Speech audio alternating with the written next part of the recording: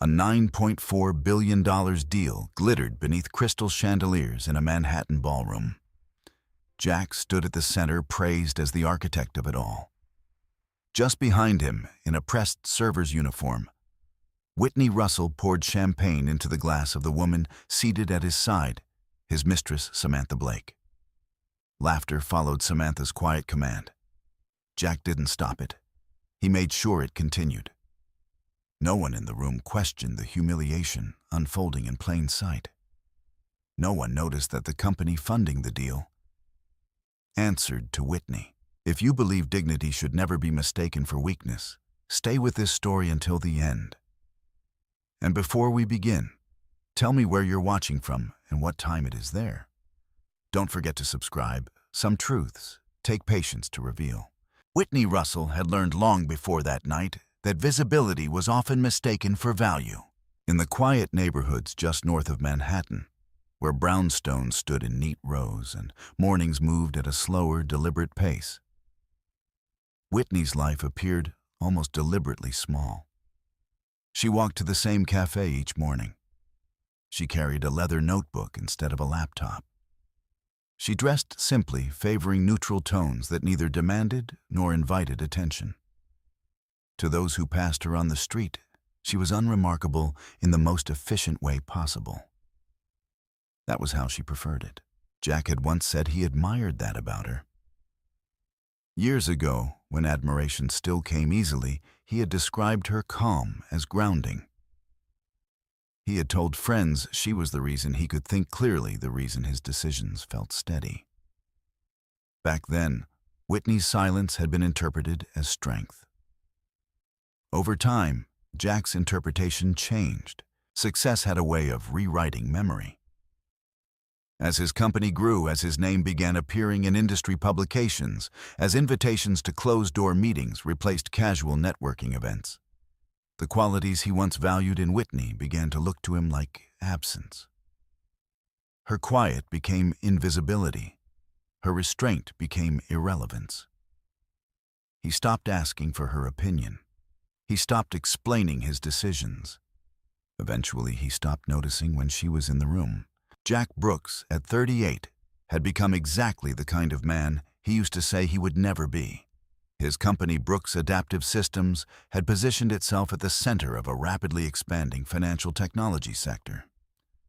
It was ambitious, aggressive, and increasingly dependent on external capital to sustain its growth. The $9.4 billion deal he was preparing to sign was not just another milestone. It was the threshold between being successful and being untouchable. At least that was how he saw it. The deal itself was complex, layered through holding structures and financing vehicles that obscured more than they revealed. Publicly, it was described as a strategic partnership with a global investment entity. Privately, it was something else, entirely a transfer of influence, a quiet consolidation of control that would determine who truly held power over the next phase of expansion. Jack believed that power would be his. He believed it because no one had told him otherwise. Whitney had read every document. She had reviewed the underlying agreements, the silent clauses, the conditional triggers that most executives skimmed past in favor of headline numbers. She had done it not out of suspicion, but out of habit. Precision had always been her language. Details were where truth lived. And in those details, the truth had never been ambiguous. The capital behind the deal originated from Halcyon Capital Group. Halcyon was not a name that appeared in headlines. It did not seek visibility. Its structure was deliberately opaque, its influence exerted through layers that made attribution difficult. But within the financial world, among those who understood how power actually moved, Halcyon was recognized for what it was, a controlling force that rarely revealed itself, unless it intended to change the outcome. Whitney Russell was its majority stakeholder, not publicly, not in a way that could be easily traced, but in almost every document that mattered, in every internal confirmation that carried legal weight. Her authority was absolute. Final approvals passed through her. Strategic decisions required her consent. The deal Jack was preparing to sign would not exist without her authorization. He did not know that. He had never asked. Their marriage had become, over time, a structure as imbalanced as the deal itself. Outwardly intact, internally misaligned. Conversations had narrowed to logistics. Shared spaces had become transitional, occupied, but not inhabited. Jack's attention moved elsewhere, first gradually, then with increasing certainty. That was when Samantha Blake entered the picture. Samantha did not arrive quietly. She understood visibility in a way Whitney never cared to. She knew how to position herself within a room, how to speak just loudly enough to be heard without appearing to demand attention. Her background in public relations had trained her to read people quickly, to identify leverage points, to align herself with momentum. Jack, at that stage of his career, was momentum. She began as a consultant. That was the official version. She was brought in to refine messaging, to help shape the narrative around the upcoming deal. She attended meetings, contributed selectively, offered insights that were less about substance and more about perception. Jack found her useful. Then he found her compelling. The transition from professional to personal did not happen in a single moment.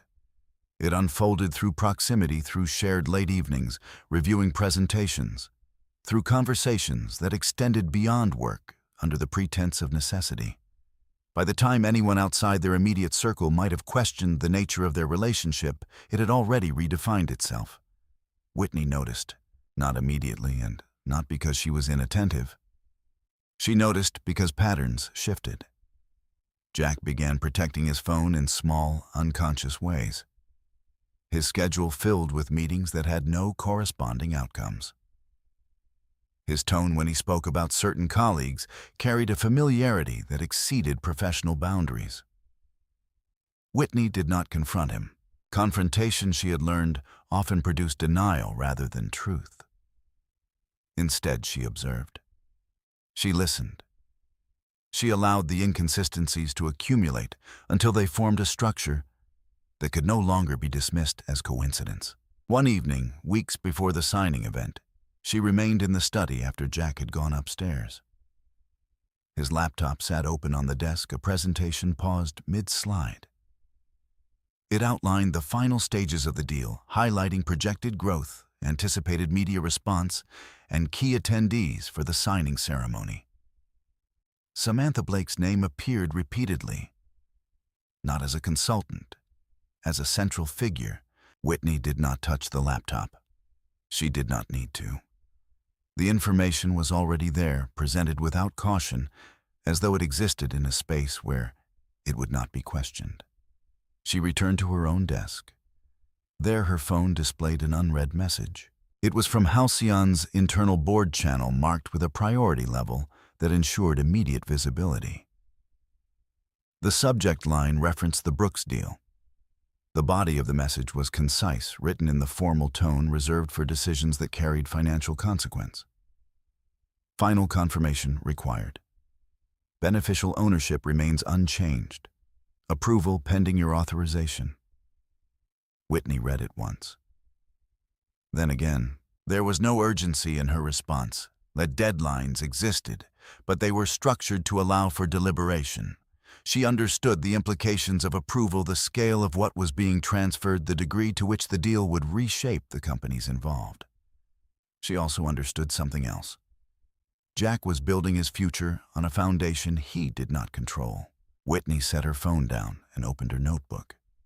She wrote the date at the top of a clean page, followed by a series of short entries. Names, times, observations that individually meant little but collectively formed a record that could not be easily challenged. She had always kept records, not out of mistrust, but out of discipline. Memory, she believed, was too easily influenced by emotion. Written facts were not. When she finished, she closed the notebook and turned off the light. Upstairs, Jack was already asleep. In the days that followed, the distance between them became more visible, even to those who did not know what they were looking for. Jack's conversations increasingly referenced Samantha, sometimes directly, sometimes through implications that assumed agreement. He spoke about her instincts, her understanding of public perception, her value to the company. Whitney listened. She asked no questions. When invitations for the signing event were finalized, Whitney's name did not appear on the primary guest list. It was included instead in a secondary category marked as additional attendee. The distinction was subtle but deliberate. Jack mentioned it casually. "It's going to be a busy night," he said, adjusting his tie in the mirror. "A lot of moving parts. I'll need things to run smoothly." Whitney stood behind him, her reflection steady. "Of course," she replied. He did not elaborate. He did not need to. The expectation was clear. Her role, as he now defined it, was not to stand beside him, but to support from the margins, to ensure that nothing disrupted the image he intended to present. Whitney accepted that role, not because she agreed with it, but because she understood with a clarity that did not require explanation that the image Jack was constructing would not survive contact with the truth, and she was the one holding it. Samantha Blake understood rooms long before she entered them. It was not intuition in the romantic sense, nor instinct in the way people like to describe success after the fact. It was training repetition and a precise awareness of how perception could be shaped long before anyone realized it had been altered. She had built her career in environments where influence was rarely announced and almost always negotiated through implication. By the time she became visible in Jack Brooks's orbit, she had already decided what role she intended to occupy. At first, her presence came with credentials, a polished resume, a portfolio of campaigns that had successfully repositioned struggling brands, references that spoke in careful, measured praise. Jack reviewed them quickly, more interested in what she could do for the deal than in how she had arrived there. He hired her without hesitation. Samantha entered the company as an external consultant tasked with refining communication strategy for the upcoming partnership. Her initial contributions were subtle. She did not challenge existing plans directly. Instead, she asked questions that redirected attention. She suggested small adjustments that over time shifted the narrative away from technical complexity and toward personal leadership, toward Jack. "You're not just closing a deal," she told him during one late meeting. "You're becoming the face of something larger. People need to see that." Jack listened. He had always believed in the strength of his ideas. Samantha taught him the value of how those ideas were presented.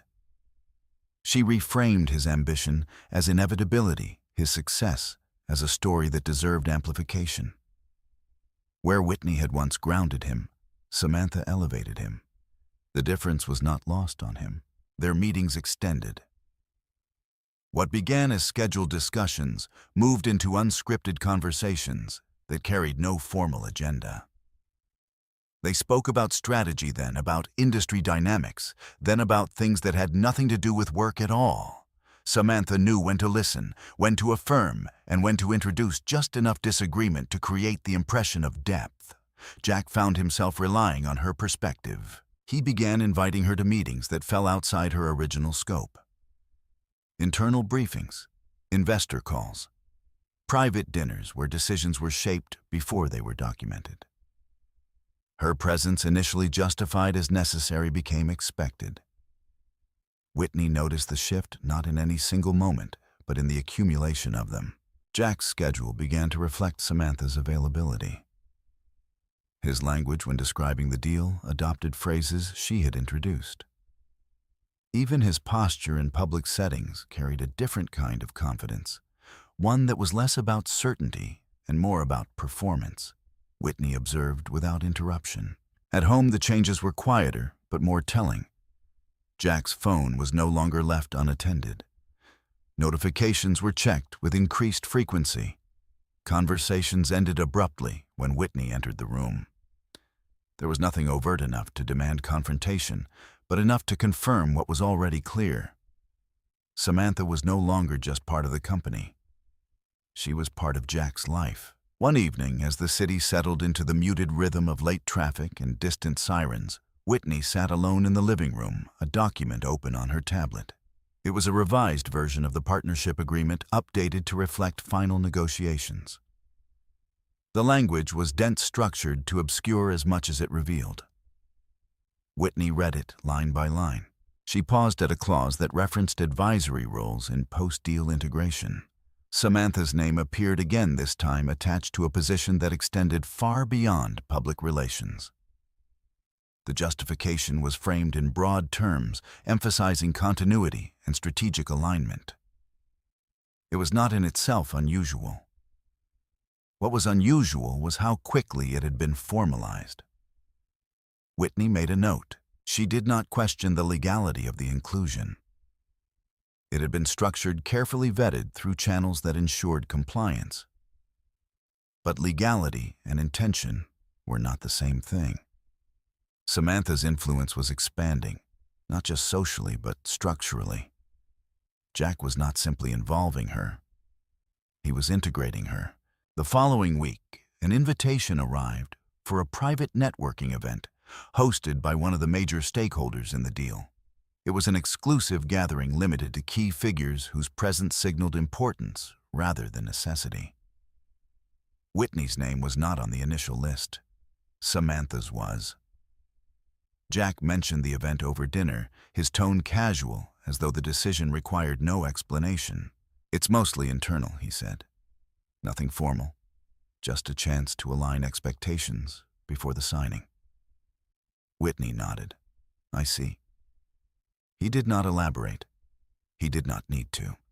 The exclusion was not framed as a choice, but as a natural consequence of roles that had over time been redefined. Whitney's absence was treated as practical. Samantha's presence was treated as essential.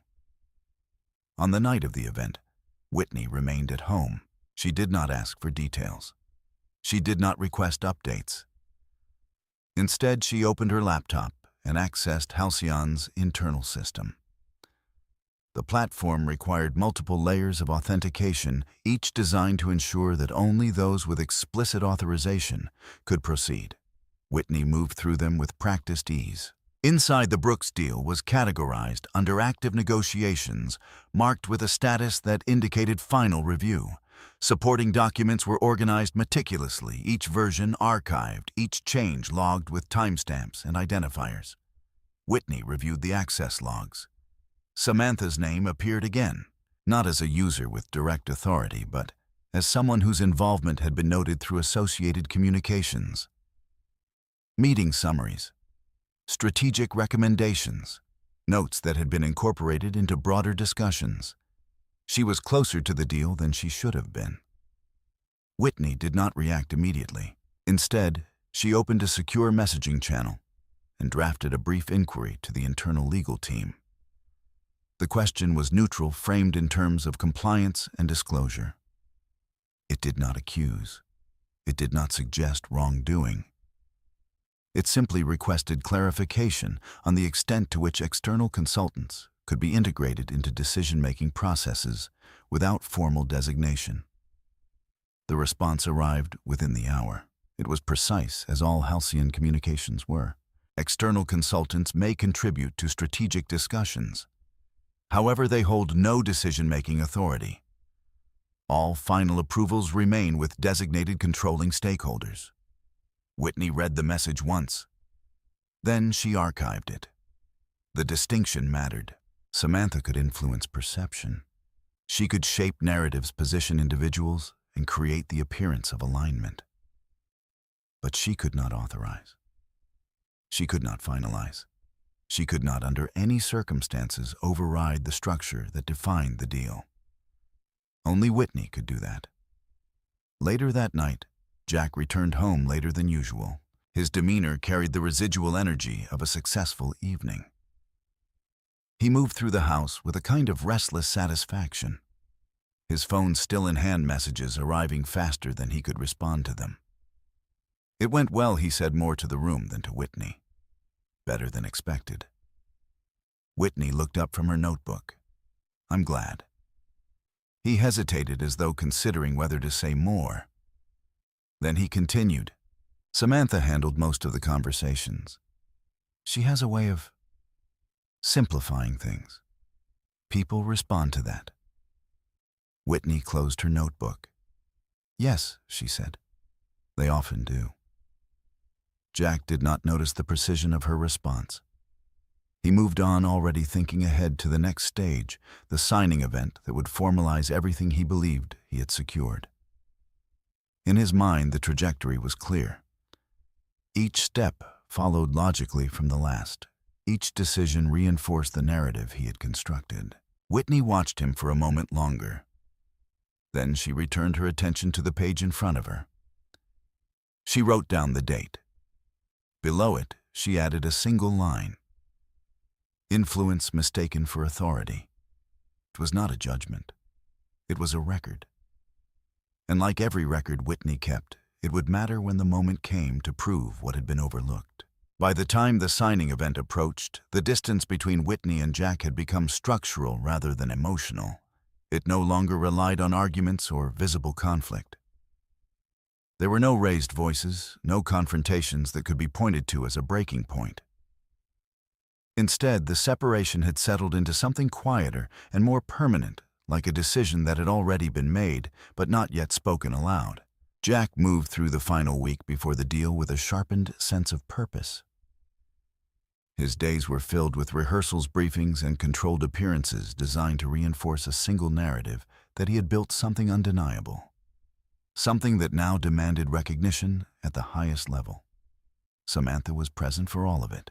She stood beside him during practice speeches, offering small corrections that subtly shifted emphasis. She adjusted his tone, his pacing, even the way he held eye contact with an imagined audience. Where Jack once relied on instinct, he now relied on precision. And Samantha was the one calibrating it. Whitney observed from a distance that was no longer accidental. She was not excluded entirely. That would have drawn attention. Instead, she was repositioned. Her presence was acknowledged in ways that ensured it remained peripheral. She received schedules but not invitations. Information but not context. Her role had been reduced to something functional, undefined, and easily overlooked. 3 days before the event, Jack mentioned the final logistics.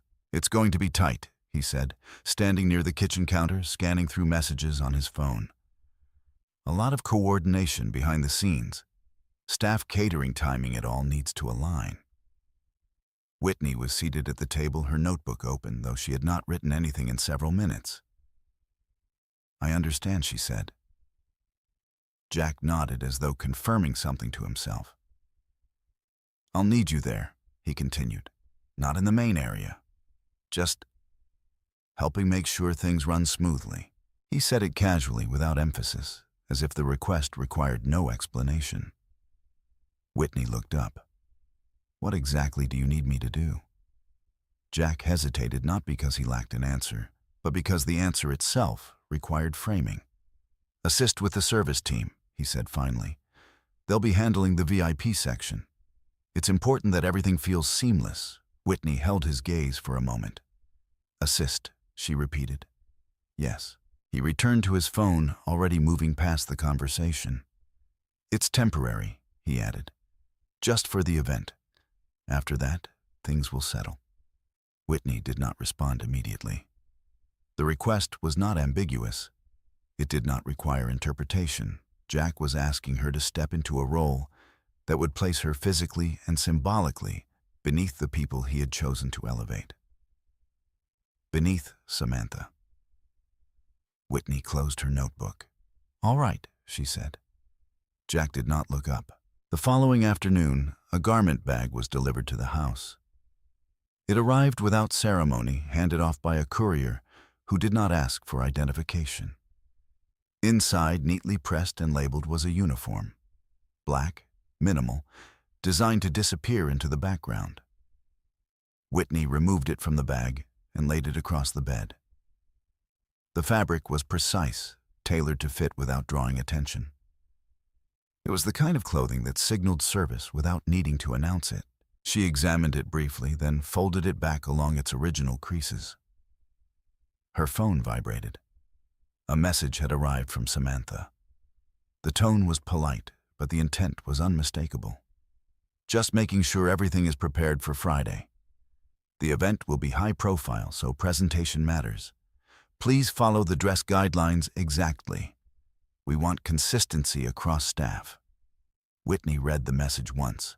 There was no direct acknowledgement of their relationship. No reference to the fact that she was addressing Jack's wife. Samantha had chosen her language carefully, positioning the instruction as professional, necessary, and entirely appropriate. Whitney did not reply. Instead, she opened her email and composed a new message. The recipient was Michael Grant. Subject: confirmation. The body of the email was brief. Proceed with preparation.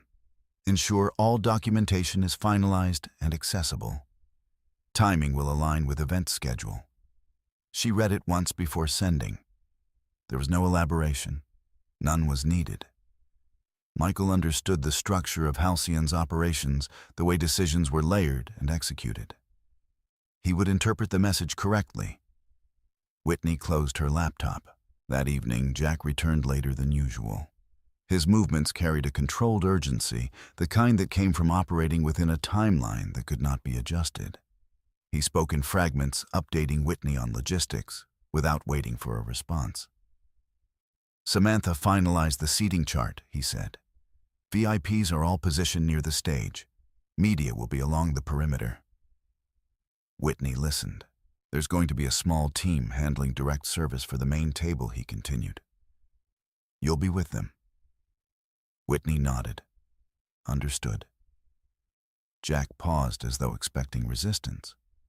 When none came, he seemed almost relieved. It's important that nothing feels off, he said. This is the kind of night people remember. Whitney met his eyes. Yes, she said quietly. It is. He turned away, already shifting his attention to something else. Later, when the house had settled into silence, Whitney sat alone in the study. The room was dim, lit only by a single lamp that cast a steady circle of light across the desk. In front of her, her notebook lay open to a blank page. She wrote the date. Below it, she listed a series of entries. Event location, time, key attendees, Jack Brooks, Samantha Blake, Richard Lawson. Each name was followed by a brief notation. Observations, roles. Connections that when viewed individually seemed ordinary, but when assembled together formed a structure that could not be easily dismissed. Whitney's handwriting remained even unhurried. She was not documenting emotion. She was documenting sequence. When she finished, she closed the notebook and placed it beside her phone. The screen illuminated briefly, displaying a new notification. An internal update from Halcyon. Final documents prepared. Awaiting execution. Whitney read the message, then locked the screen. Execution. The word carried weight, but not in the way it might have for someone else. For Whitney, it was not about action in the immediate sense. It was about completion. The point at which preparation ended and consequence began. She stood and walked to the window. Outside, the city moved without pause. Lights shifted across glass and steel, reflecting patterns that repeated themselves across blocks and avenues. From a distance, everything appeared ordered, controlled, predictable. Up close, it was anything but. Whitney understood that better than most. The following morning, she prepared without deviation. She followed the instructions provided down to the smallest detail. The uniform fit exactly as intended. Her hair was secured in a way that ensured it would not draw attention. Every element of her appearance aligned with the role she had been assigned. When she looked in the mirror, there was nothing in her reflection that suggested authority. That was the point. Jack left before she did his schedule, requiring him to be on site hours in advance. Samantha would already be there, coordinating final adjustments, ensuring that the narrative of the evening unfolded without interruption. Whitney arrived later, entering through a side access point designated for staff. No one stopped her.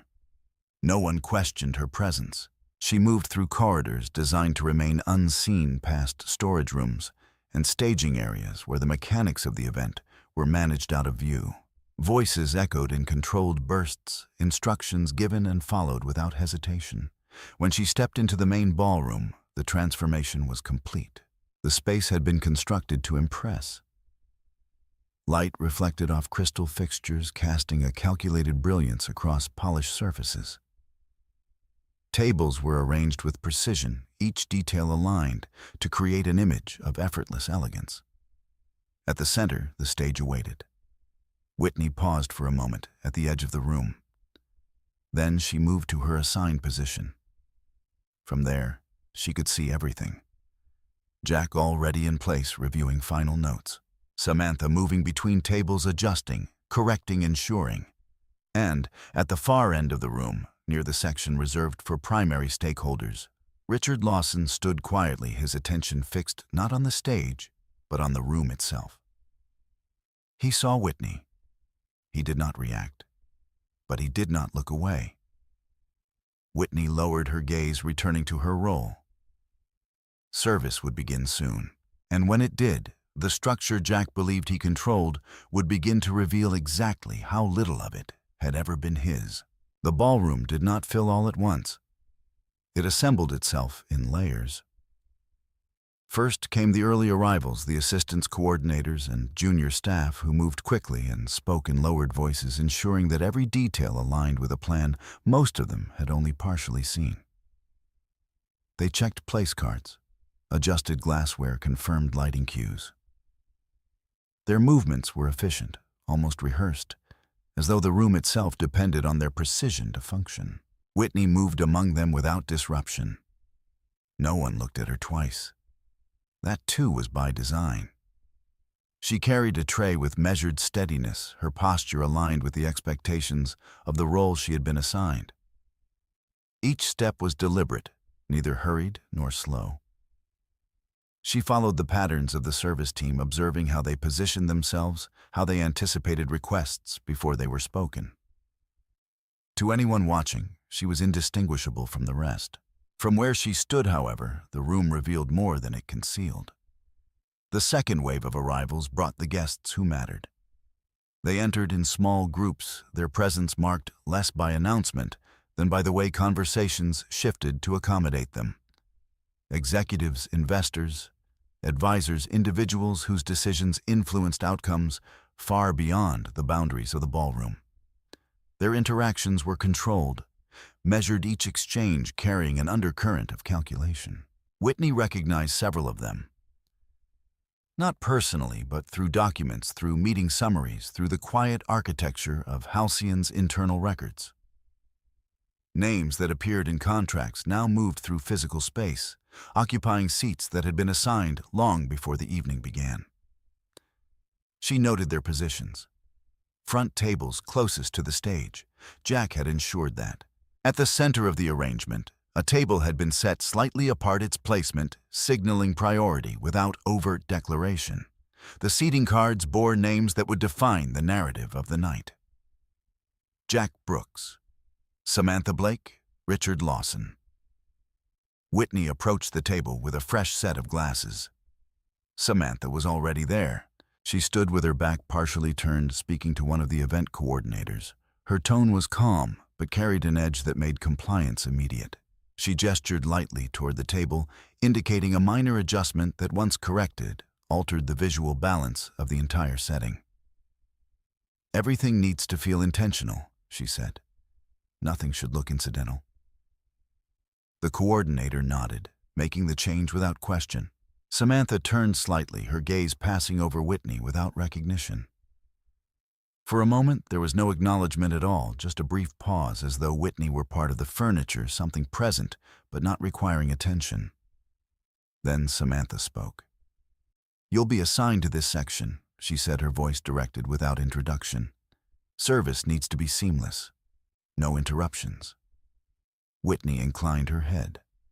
Understood. Samantha studied her for a fraction of a second longer, not searching for identity, but for compliance. Finding it, she shifted her attention elsewhere, already moving on to the next detail that required adjustment.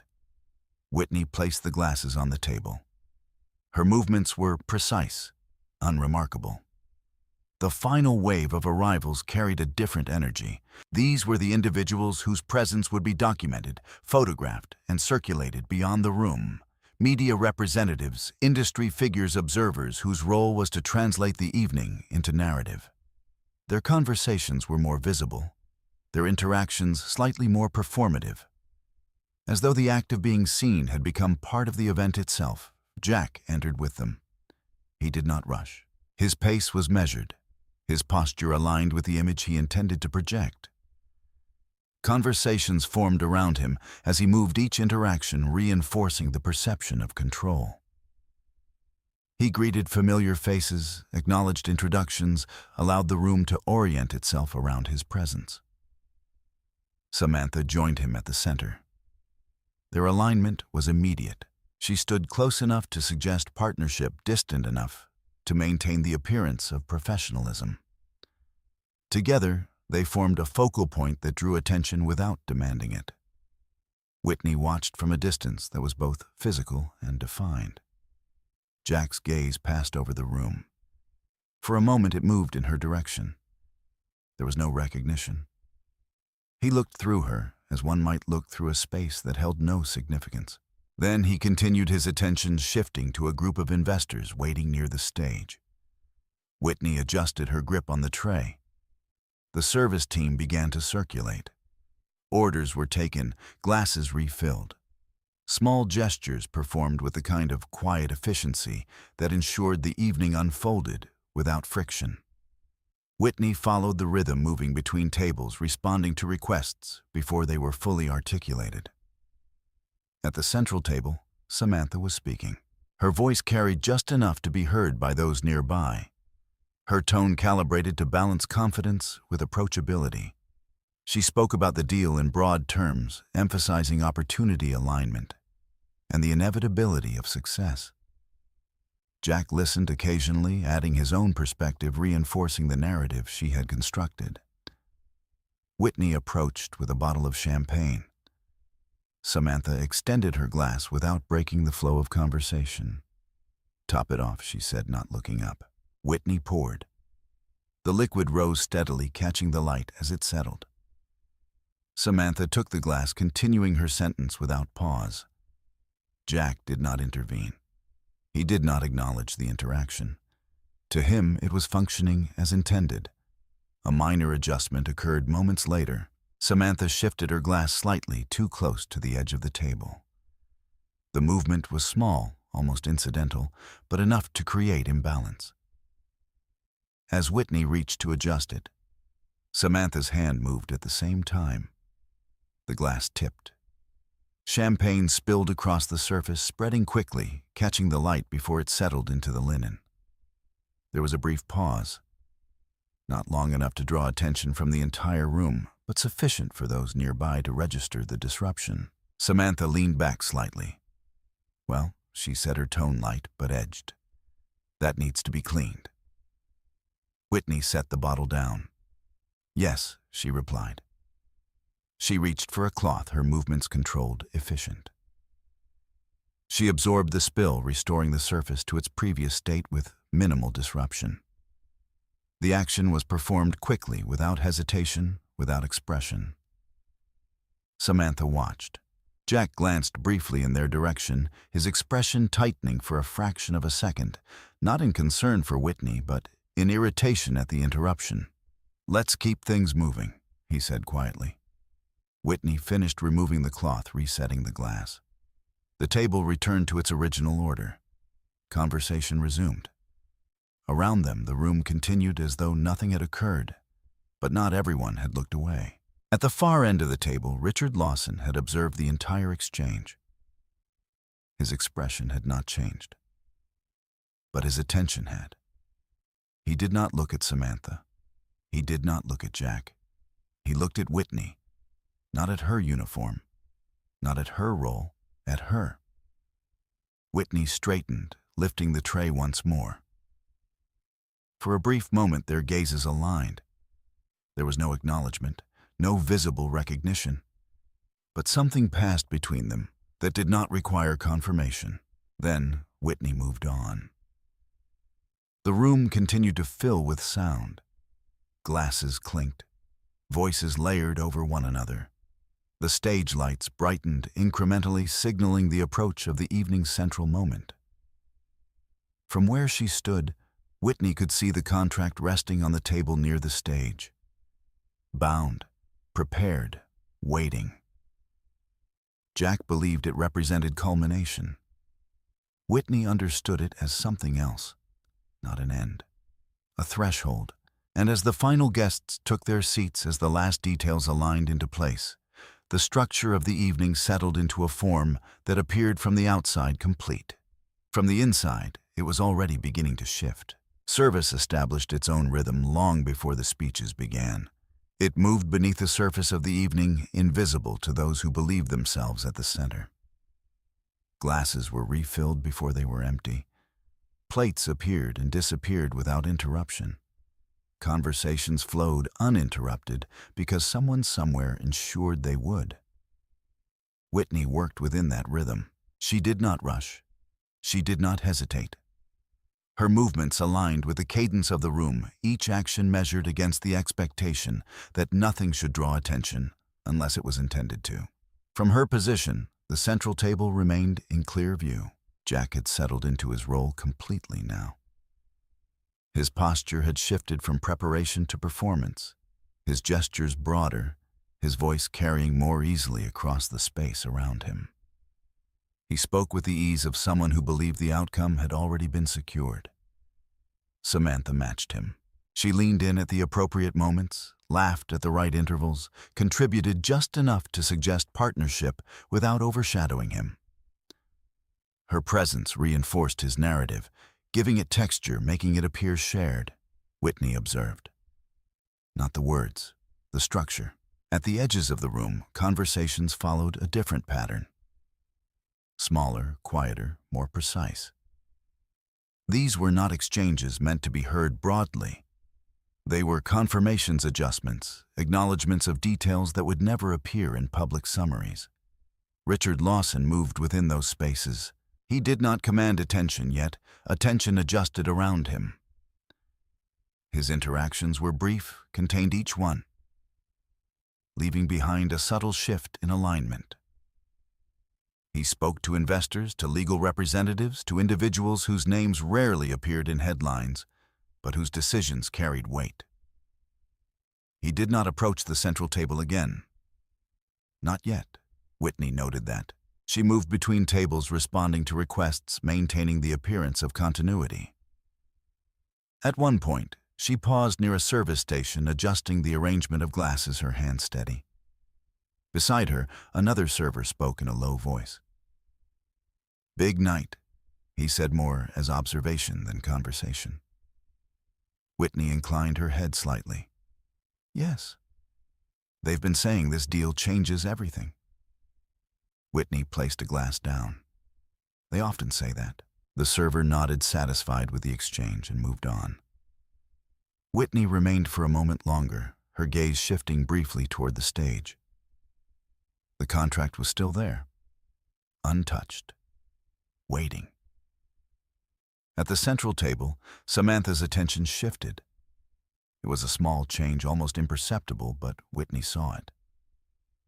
Samantha's posture adjusted, her gaze narrowing slightly as she scanned the room. Something had drawn her focus away from the conversation she had been controlling. Whitney followed the direction of her glance. Richard Lawson. He had moved closer, not directly to the table, but within proximity, close enough to observe without intruding. His presence altered the balance, subtly introducing a variable that Samantha had not accounted for. Samantha turned back to Jack. "Is that him?" she asked quietly. Jack followed her gaze. "Yes," he said. "Halcyon's representative." Samantha's expression sharpened, though only briefly. "Good," she replied. "We should make sure everything is aligned before the signing." Jack nodded. "I'll speak with him." He stood adjusting his jacket and moved away from the table with the confidence of someone who believed the conversation would reinforce his position. Whitney watched as he approached Richard. The exchange between them was polite, measured.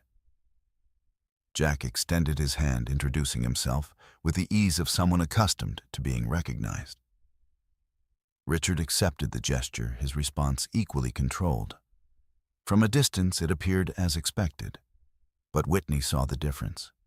Jack was speaking. Richard was listening, not responding, not confirming, listening. The distinction mattered. Jack gestured toward the stage, toward the contract, outlining what he believed to be the final steps. His movements were expansive, his tone carrying certainty. He spoke as though the structure was already fixed, as though the outcome required only formal acknowledgement. Richard inclined his head once, a minimal response. Then he spoke. Whitney could not hear the words, but she did not need to. The shift in Jack's posture was enough. It was subtle, a fraction of a second where certainty adjusted, recalibrated in response to something unexpected. Jack recovered quickly. He smiled, nodded, continued the conversation. But the alignment had changed. He returned to the table moments later. "What did he say?" Samantha asked. "Just confirming details," Jack replied. "Standard procedure." Samantha studied him. "Everything's still on track." Jack met her gaze. "Of course." Whitney moved closer, carrying a tray of fresh glasses. Samantha extended her hand again, this time with a slight impatience. Whitney poured. The champagne settled into the glass with the same controlled rise, the same precise finish. Samantha lifted it, her attention already returning to the conversation.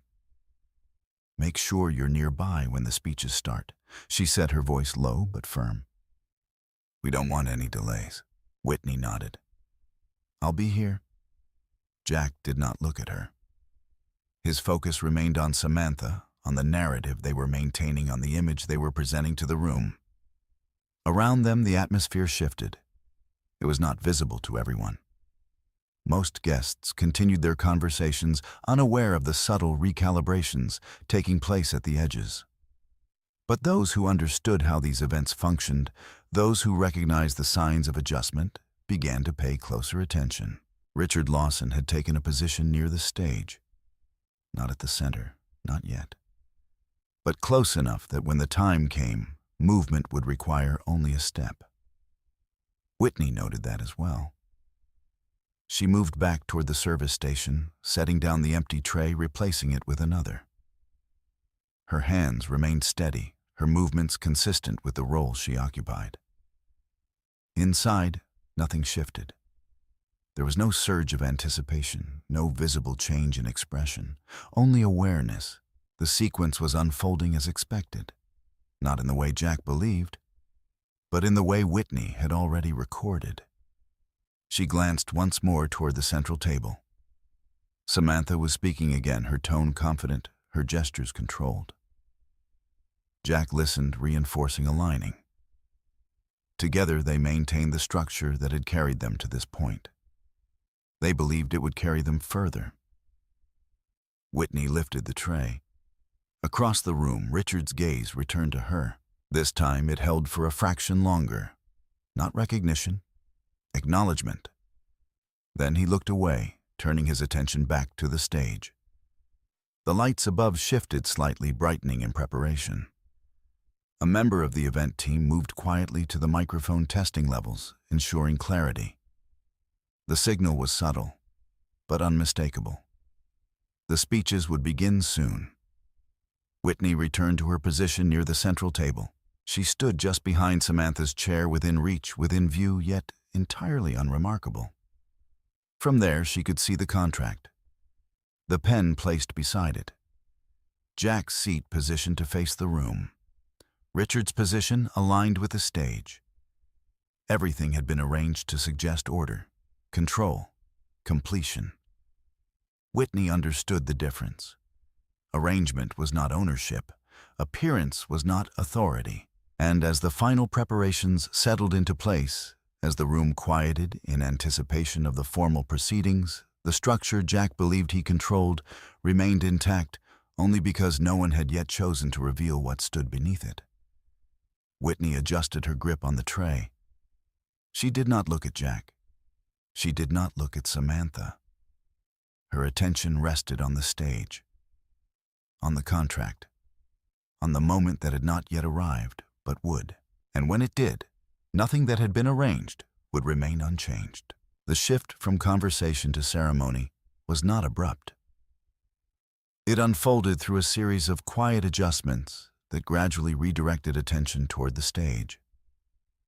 The lighting narrowed, softening the edges of the room while intensifying the center.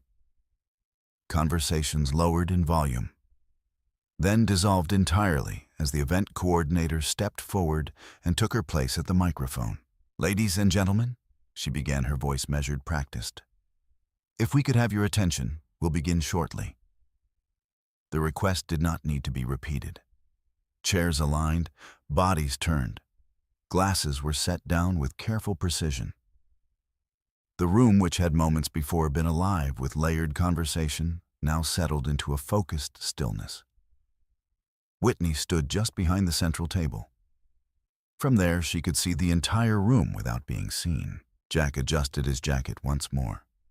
His expression composed, his posture calibrated to the expectation of the moment. He moved toward the stage when his name was called. His steps deliberate, each one reinforcing the narrative he had constructed around himself. Samantha remained seated. Her position had been carefully chosen, close enough to be associated, distant enough to avoid scrutiny. As Jack ascended the stage, her gaze followed him, her expression fixed in quiet approval. Whitney observed. Not the admiration, the alignment. Jack took his place behind the podium. For a brief moment, he allowed the silence to settle, fully understanding correctly that anticipation could be as powerful as speech. When he began, his voice carried easily, supported by the acoustics of the room, reinforced by the expectation of those listening. "Thank you all for being here," he said. "Tonight represents more than a partnership. It represents a shift in how we think about growth, about collaboration, about what's possible when vision meets execution." The words were familiar. Whitney had read earlier versions of them in draft form, had seen how they had been adjusted, refined, shaped into something that balanced ambition with accessibility. Samantha's influence was present in the cadence, in the pacing, in the way key phrases were allowed to land. Jack continued. He spoke about innovation, about market positioning, about the journey that had brought them to this point. He referenced challenges, overcome opportunities, seized the inevitability of what was about to be formalized. The room responded as expected. Nods, measured applause, expressions that signaled agreement without overcommitment. Whitney remained still. Behind her, the service team had paused, their movements temporarily suspended to avoid disrupting the focus of the moment. The trays rested quietly at their sides, the mechanics of service yielding to the performance of leadership. Jack reached the midpoint of his speech. "This deal," he said, his tone deepening slightly, "is the result of alignment. Alignment, a vision of resources of trust. It's not something that happens by chance. It's something that's built carefully, deliberately by the right people." Whitney noted the emphasis. The right people. Samantha's gaze shifted briefly toward the audience, then back to Jack. The phrase had been placed, intentionally designed to reinforce inclusion while defining boundaries. Jack concluded his speech with a controlled sense of finality. "Tonight we take the next step." Applause followed. Not excessive, appropriate. He stepped back from the podium, allowing the sound to settle before gesturing toward the side of the stage. "And now," he said, "I'd like to invite Richard Lawson to join me, representing Halcyon Capital Group." There was a subtle shift in the room, not visible to everyone, but present. Richard moved forward. His pace was unhurried, his posture unchanged from the quiet authority he had maintained throughout the evening. He did not seek the spotlight, but he did not avoid it. When he reached the stage, he acknowledged Jack with a brief nod. Jack extended his hand. Richard accepted it. The gesture was formal, contained. They took their positions on either side of the table where the contract had been placed. Up close, the document appeared, as it always had, bound precise its contents, hidden behind layers of paper that carried weight far beyond their physical form. Jack rested his hand lightly on its surface. A symbolic gesture, possession implied. Richard did not mirror it. Instead, he placed both hands at his sides, his attention directed toward the room rather than the document. The distinction, like so many others that evening, went largely unnoticed. Richard spoke briefly. His voice was quieter than Jack's, but carried a different kind of authority, one that did not rely on projection to be heard. Halcyon Capital Group approaches partnerships with a focus on long-term alignment, he said. We value structure, we value clarity, and we value the individuals who ensure that both are maintained. He paused, not for effect, for accuracy. This agreement reflects those priorities. He did not elaborate. He did not need to. Jack nodded, stepping slightly closer to the table. Shall we? He said, his tone returning to confidence. Richard inclined his head. Before we proceed, he said, there are a few final confirmations required. The words were delivered without tension, routine, expected. Jack's expression did not change. Of course, he replied. Standard procedure. Richard turned slightly, signaling to someone off stage. A member of the legal team stepped forward carrying a folder. Michael Grant. Whitney's gaze did not shift immediately. She allowed the moment to unfold without reaction, her posture unchanged, her presence still aligned with the role she occupied.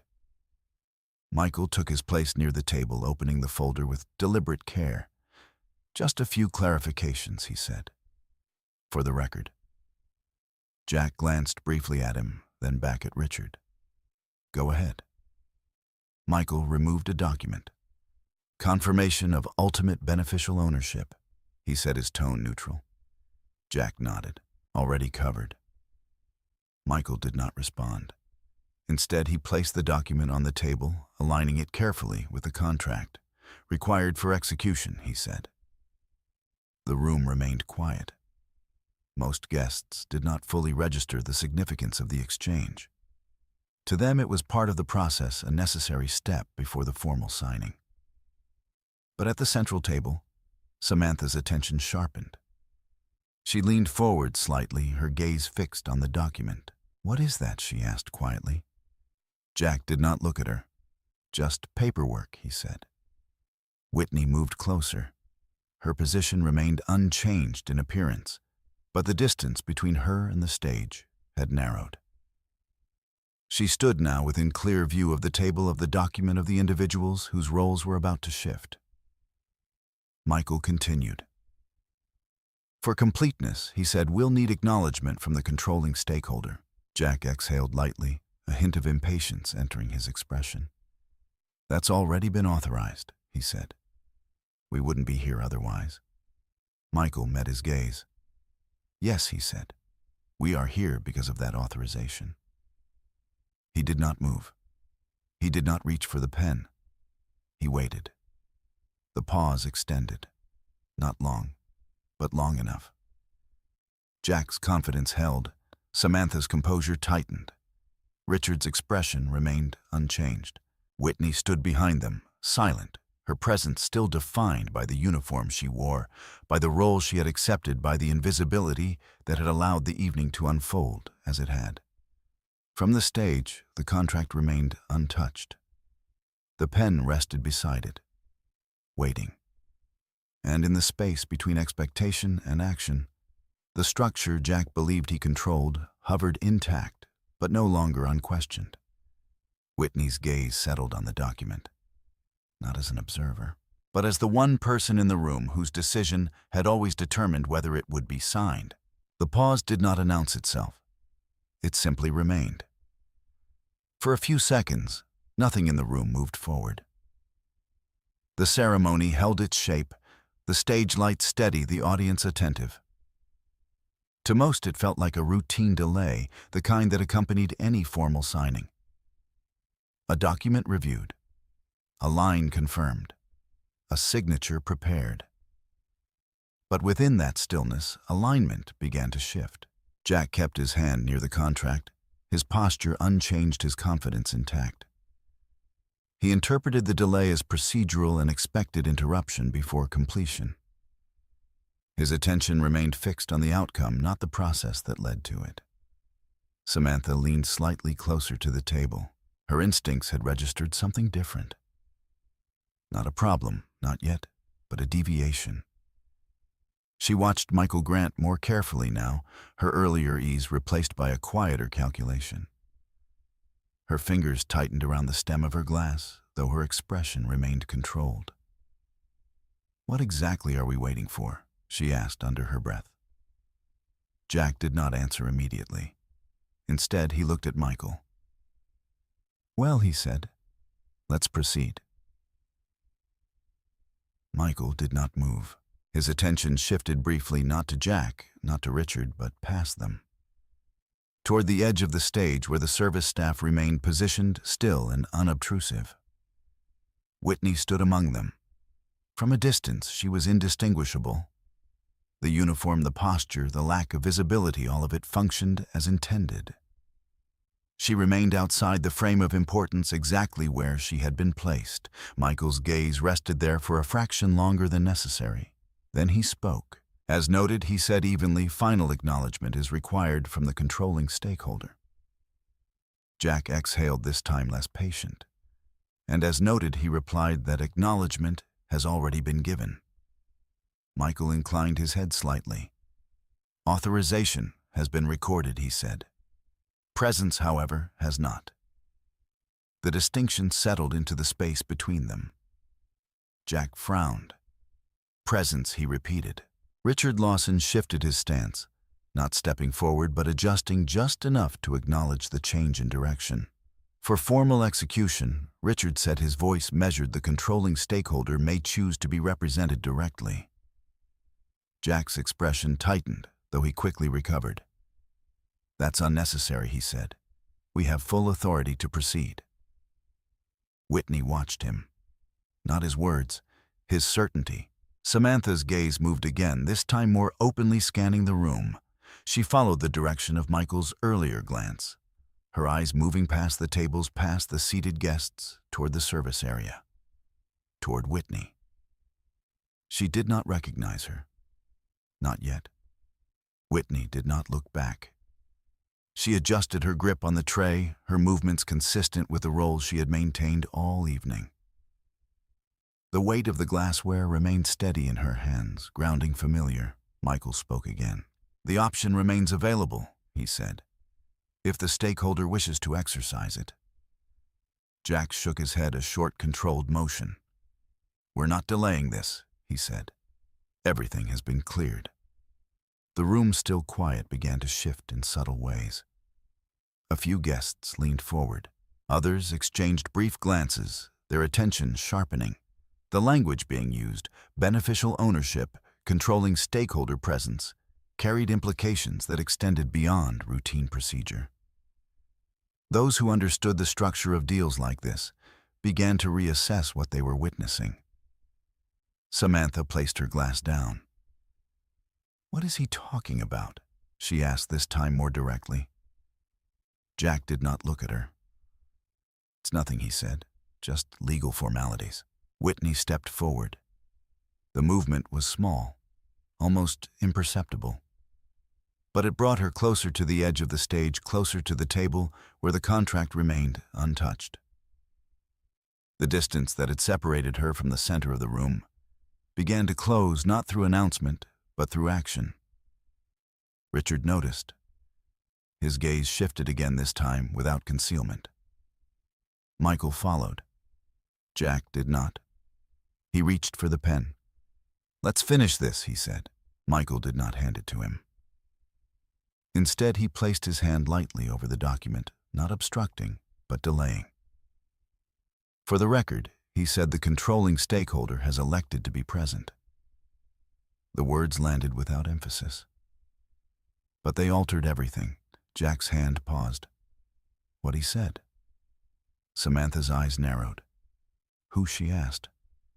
Whitney stepped onto the stage. The movement once begun could not be ignored. The uniform remained. The tray remained. Everything about her appearance continued to signal service to reinforce the role she had been assigned. But her position had changed. She was no longer behind the table, no longer outside the frame. She stood within it. The room responded. Not with sound, with attention. Jack turned. For the first time that evening, his gaze settled on her with intention. Recognition came slowly, not of identity, of presence. What are you doing? He asked, his voice low, controlled. Whitney did not answer immediately. She placed the tray on the table beside the contract, aligning it with the same precision she had applied to every action that night. The glasses remained steady, undisturbed. Then she looked at him. Not as a server, not as someone awaiting instruction, as someone who had never required it. Michael stepped slightly to the side. Whitney Russell, he said, his tone unchanged, has elected to represent the controlling interest of Halcyon Capital Group. The room did not react all at once. It unfolded in layers, just as it had filled. First silence, then recognition. Names being processed, connections being made. The structure of the evening reassembling itself in real time, each piece shifting into a configuration that had not been visible before. Jack stared at her. The certainty that had carried him through the evening held for a moment longer, resisting searching for an explanation that would preserve its shape. This isn't... he began, then stopped. Whitney met his gaze. Calm, unchanged. Samantha's composure fractured more visibly. That's not possible, she said, the control in her voice thinning. She did not finish the sentence. She did not need to. The uniform, the tray, the role she had assigned. All of it stood in direct contradiction to what was now being stated. Richard Lawson stepped forward. Miss Russell's position has been confirmed, he said. All documentation reflects her as the controlling stakeholder. Michael opened the folder. Inside, the documents were arranged with the same precision that had defined every step leading to this moment. Ownership records, authorization confirmations, internal communications that trace the structure of the deal from inception to execution. He placed the top document on the table. Whitney did not reach for it. She did not need to. Jack's gaze moved from her to the document, then back again. Understanding did not arrive fully. It fractured. In pieces. You knew he asked the question incomplete. Whitney did not answer. She did not explain. The record existed. The proof was in front of him. Explanation was unnecessary. Samantha stepped back slightly, her distance from the table increasing by instinct rather than decision. The alignment she had constructed throughout the evening no longer held. The position she had occupied had shifted without warning, without preparation. Around them, the room adjusted. Voices remained silent, but attention sharpened. The narrative that had been accepted only moments before no longer aligned with the reality now visible on the stage. Jack's hand lowered. The pen remained where it was, untouched. Whitney stood beside the contract, not as an observer, not as support, as the one person whose acknowledgement would determine whether it moved forward at all. And in the space that followed, the certainty Jack had relied on dissolved not through confrontation, not through argument, but through the simple, undeniable presence of the truth he had never considered. The silence did not break. It reorganized. At first, it remained intact, held in place by the same expectations that had governed the evening from the beginning. Formality required stillness. Procedure demanded patience. But beneath that surface perception was recalibrating in real time, each observer adjusting their understanding of what the stage now represented. Jack did not move. He stood where he had been, one hand still hovering near the contract, the other at his side, as if uncertain which position to commit to. His expression held its shape longer than his certainty did. Habit, more than belief, kept him composed. "That's not accurate," he said. Finally, his voice measured, controlled. It was not denial in the emotional sense. It was correction. Whitney regarded him without interruption. Michael Grant did not respond immediately. He allowed the statement to settle, then adjusted the document on the table with precise care, aligning its edges, as though the act itself carried weight. All filings submitted through Halcyon Capital Group, he said, identify Whitney Russell as the controlling stakeholder. The structure has not changed. Jack's gaze moved to the document, then back to Whitney. Since when, he asked. The question was not rhetorical. It carried the urgency of someone attempting to reconstruct a sequence that no longer made sense. Whitney answered. "Before the first term sheet was drafted," she said. Her voice was even, unembellished. The room registered the response. Not the words themselves, but the implication contained within them. This was not a recent development, not a correction introduced at the final moment. It was foundational, structural, embedded in the deal from the beginning. Samantha took a step closer again, as if proximity might restore clarity. "That's not what we were told," she said, directing her attention toward Michael, then Richard. "We've been working directly with Halcyon's team. There's been no mention." Richard Lawson interrupted, not by raising his voice, but by speaking at all. "Halcyon's team operates under internal discretion," he said. "Visibility is determined by necessity, not preference." Samantha's expression tightened. "We were part of the process," she insisted. "We were in the meetings." Whitney observed her, not the insistence, the assumption beneath it. Participation mistaken for authority. Michael closed the folder partially, leaving the top document visible. "Participation does not confer control," he said. The statement was not directed at Samantha alone. It settled across the stage, across the table, across the arrangement that had been constructed around a misunderstanding of where authority actually resided. Jack's posture shifted. Not dramatically, but enough. He stepped back from the table, creating a small distance between himself and the contract. The movement was subtle, but it marked a change. The proximity he had maintained as a signal of ownership no longer aligned with the reality being presented. "This is a miscommunication," he said, more to himself than to anyone else. "There's been a misinterpretation of structure." Whitney did not correct him. She allowed the statement to exist. Richard did not respond. Michael remained still. The room continued to watch.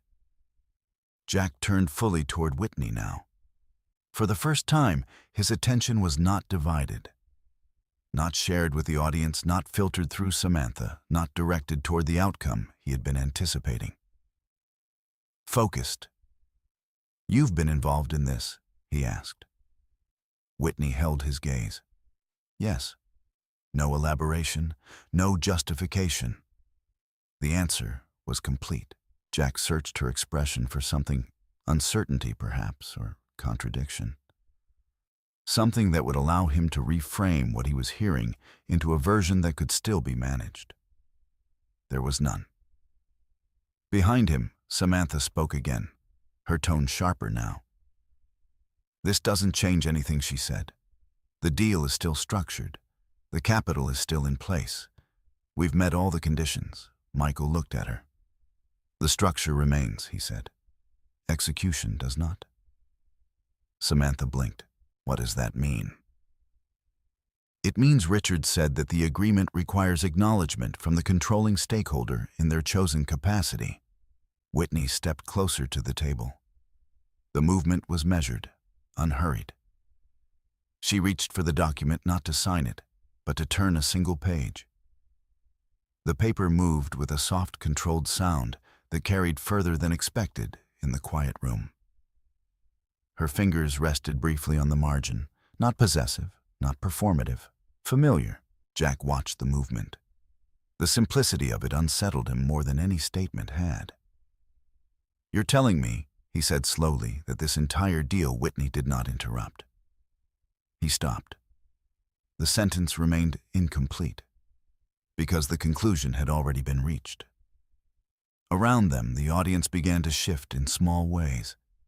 Heads tilted, eyes moved between speakers. The narrative that had been presented earlier, the one that placed Jack at the center, no longer held the same weight. It had not been disproven. It had been reframed. Whitney released the page. She looked at Michael. "Proceed," she said. The word was quiet, but it carried. Michael nodded.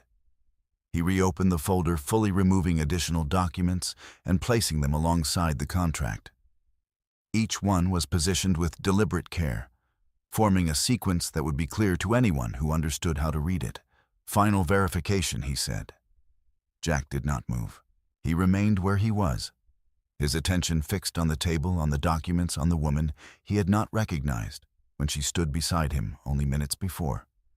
Samantha's composure continued to erode at the edges.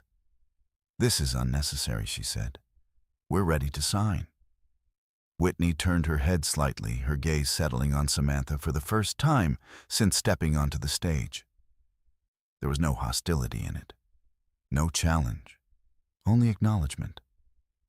"Not yet," Whitney said. The room absorbed the statement. Not yet. 2 words, sufficient. Richard stepped forward, aligning himself more directly with Whitney, now his position no longer neutral. "Verification is required," he said. Michael continued. "Ownership confirmed. Authorization pending execution." He looked at Whitney. She inclined her head. The sequence was intact. The structure, now visible, no longer relied on assumption. Jack's voice returned quieter than before. "You could have said something," he said. Whitney did not respond immediately. When she did, her voice remained unchanged. "I did," she said. Jack frowned. When Whitney met his gaze. "In the documents." The answer settled without resistance, because it could not be argued. He had seen them, reviewed them, signed preliminary versions. Each time the information had been present. Each time it had been overlooked. Samantha stepped back again this time, without attempting to recover her position at the table. The alignment had shifted too far. Around them, the room no longer felt like an audience. It felt like a witness. Whitney turned back to the contract. Her hand moved toward the pen. Not with urgency, with intention. And as she lifted it, the final element of the structure Jack believed he controlled passed quietly and completely out of his reach. The pen did not move immediately. Whitney held it between her fingers, with the same measured stillness that had defined her presence throughout the evening. There was no urgency in the gesture, no attempt to rush toward completion. The contract remained open before her, the signature line, waiting but not demanding. Across the table, Jack watched. Not the pen, her. For the first time, the framework he had relied on, titles roles, visibility, offered him no guidance. There was nothing to interpret, nothing to negotiate, only the fact of her presence and what it represented. Michael Grant adjusted the documents beside the contract, aligning them into a sequence that reflected the order of execution. His movements were quiet, precise, reinforcing the structure that had now been fully revealed. Before signature, he said final disclosures must be entered into record. Jack's attention shifted, as though the statement offered a point of return. "Disclosures," he repeated. Michael nodded. "Standard protocol," he said, "particularly in cases involving controlling interest and executive conduct." The phrasing was deliberate. Executive conduct. The words did not accuse. They did not need to. They simply identified a category, a framework through which behavior would be evaluated. Samantha's voice cut in sharper now, the control she had maintained throughout the evening thinning further. "This is unnecessary," she said. We've complied with all regulatory requirements. There's no reason to complicate. Richard Lawson spoke, his tone unchanged. Complexity is not being introduced, he said. It is being acknowledged. Samantha fell silent. Not because she accepted the statement, but because she could not counter it without exposing the very assumption it challenged. Whitney lowered the pen slightly, her gaze moving to Michael. "Proceed," she said again. Michael opened another document. "This record includes all communications relevant to the formation and execution of the agreement," he said, "including those that may impact fiduciary evaluation." Jack's expression tightened. "What exactly are you presenting?" he asked. Michael did not look at him immediately. Instead, he turned the document so that it faced the table, visible to those on the stage, but not yet to the audience. "Internal correspondence," he said. "Scheduling logs, recorded interactions." Samantha's posture shifted. A small movement, but enough. Whitney observed it. Not the fear, the recognition. Samantha understood at least partially what had been preserved. Jack's voice lowered. "This isn't relevant," he said. "We're here to finalize a deal, not review." "Relevance?" Michael said, interrupting without raising his voice, is determined by the governing structure. He placed a second document beside the first. Halcyon's governance model requires that controlling stakeholders assess not only financial alignment, but operational integrity. Jack's gaze moved between the documents. "And you're suggesting there's an issue with that?" he asked. Michael did not answer directly. Instead, he activated a tablet that had been resting beside the folder. The screen illuminated, displaying a series of timestamps, messages, and file references arranged in chronological order. Whitney did not look at the screen immediately. She already knew what it contained. Jack stepped closer. "What is this?" he said. Michael angled the tablet slightly, making it visible to him. "Communications associated with the Brooks Adaptive Systems Executive Office," he said. Jack's eyes scanned the display. For a moment, nothing registered. Then recognition. Not of the content in full, but of fragments. Phrases, times, context. Samantha spoke, her voice controlled but strained. "These are internal," she said. "They're not part of the agreement." Michael's response was immediate. "They are part of the evaluation." Whitney stepped forward slightly, closing the distance between herself and the table. Her presence shifted the focus again, not away from the documents, toward their meaning. Jack looked at her. "You've been collecting this?" he asked. Whitney held his gaze. "I've been documenting," she said. The distinction mattered. Collection implied intent. Documentation implied process. Jack's jaw tightened. "This is a private matter," he said. "It has nothing to do with the deal." Whitney did not argue. She did not need to. Michael spoke instead. "Executive conduct reflects on institutional risk," he said, "particularly when it intersects with representation during negotiation." Samantha's composure fractured further. "You can't use this," she said. "This is admissible," Michael said. The word landed cleanly. Not loud, not emphasized. Final. Richard Lawson stepped closer to the table, his position now fully aligned with Whitney. "Halcyon does not separate conduct from consequence," he said. The room, which had remained silent, began to shift again. Not audibly, but in attention. Guests leaned forward. Some exchanged glances. The narrative had moved beyond uncertainty. It had entered evaluation. Jack looked down at the tablet again. A message thread remained open. His, Samantha's. The timestamps aligned with meetings, with decisions, with moments that had shaped the progression of the deal. Individually, each message could be explained. Together they formed a pattern. Whitney watched him process it. Not with satisfaction, not with judgment, with clarity. "You're jeopardizing the entire agreement," Jack said. Finally, his voice lower, now less certain. Whitney shook her head once. "No," she said. "I'm defining it." The distinction held. The agreement had always contained these conditions. They had not been introduced. They had been overlooked. Samantha stepped back again this time, fully disengaging from the table. Her alignment with Jack no longer provided protection. If anything, it increased exposure. Michael deactivated the tablet, returning it to the table. "The evaluation is complete," he said. He looked at Whitney. "Authorization remains at your discretion."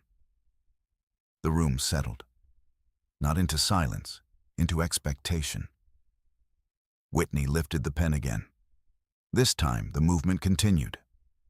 She positioned it above the signature line, her hand steady, her posture unchanged. Jack watched, not speaking, not interrupting. The certainty that had defined him earlier in the evening had not disappeared. It had been replaced by understanding, incomplete, but sufficient. Whitney paused, not out of hesitation, out of precision. She reviewed the document one final time, her eyes moving across the lines that defined the agreement, the clauses that governed its execution, the structure that had always placed her at its center. Then she signed. The motion was controlled, unremarkable, final. She placed the pen down. Michael immediately moved to the next step, securing the document, aligning the pages, confirming the sequence of execution. Richard nodded once. "Agreement executed," he said. The words carried across the room, not loudly, but clearly. The audience responded. Applause, measured, uncertain at first, then building. Not for Jack, not for Samantha, for the completion of the process, for the resolution of the moment. Whitney stepped back from the table. Her role in the sequence was complete. She did not look at the audience. She did not acknowledge the applause. Her attention remained on the document, now closed, now secured, now no longer awaiting decision. Jack stood where he had been. The space between them remained, unchanged in distance, transformed in meaning. Samantha remained at the edge of the stage, outside the structure she had attempted to enter. The room continued to respond, to adjust, to reinterpret what it had witnessed. Whitney turned slightly, her gaze moving once more across the space. Not searching, observing. The process had concluded. The consequences had not. Applause, once it began, struggled to find a single meaning. Some in the room clapped because the agreement had been executed. Others because they believed they were witnessing a moment of significance, even if they could not fully articulate why. A smaller number, those who understood the structure that had just revealed itself, did not clap at all. They watched. Whitney stepped away from the table. The movement was unremarkable, almost invisible against the continued attention directed toward the stage. Michael secured the documents. Richard Lawson spoke briefly with a member of the event staff. The ceremony from a procedural standpoint had concluded. But the room had not. Jack remained where he stood, his posture unchanged, though the meaning behind it had shifted. His hands, no longer near the contract, rested at his sides. The position conveyed composure, but it lacked the certainty that had defined him earlier. He turned toward Whitney. "Wait," he said. The word was quiet, but it carried. Whitney paused, not because she had been called, because the moment required acknowledgement. She turned slightly enough to face him without stepping closer. The distance between them remained intact. "You could have said something before," Jack continued, his voice lower now, stripped of projection. "Before all of this." Whitney regarded him. "I did," she said. The repetition was deliberate. Jack exhaled, the tension in the movement more visible now. "No," he said. "Not like this. Not in documents, not in structures." Whitney did not respond immediately. Around them, the room had begun to reorganize. Conversations resumed, though more cautiously. Guests approached the stage in measured steps, some offering congratulations to Richard, others attempting to re-establish alignment with what they now understood to be the true center of authority. Samantha remained near the edge. She had not left, but she had not returned to the table. Her position was undefined, caught between the role she had occupied and the one she no longer could. Whitney spoke. "You weren't looking for it," she said. Jack's gaze held. "That's not the same as not telling me." Whitney's expression did not change. "The information was present," she said. "Each time." Jack shook his head slightly. "That's not how this works." Whitney considered the statement. "It is," she said, "not argumentative, not corrective, accurate." Jack's attention shifted briefly toward the audience, then back to her. "You let this happen," he said. The phrasing carried weight. Not accusation, attribution. Whitney held his gaze. Yes.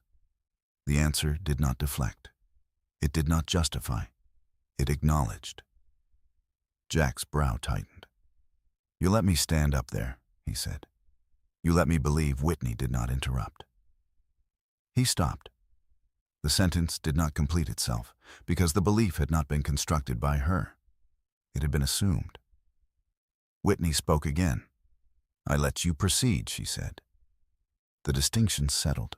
Jack looked at her, searching for something, an opening perhaps, or an explanation that would restore a version of the dynamic he understood. "There was no reason to do it like this," he said. Whitney's gaze did not shift. "There was," she said. Jack waited. Whitney continued. "Clarity requires context." The words were simple, but they carried the weight of sequence. Jack's posture changed again subtly, the controlled alignment giving way to something less certain, less defined. "You're making this public," he said.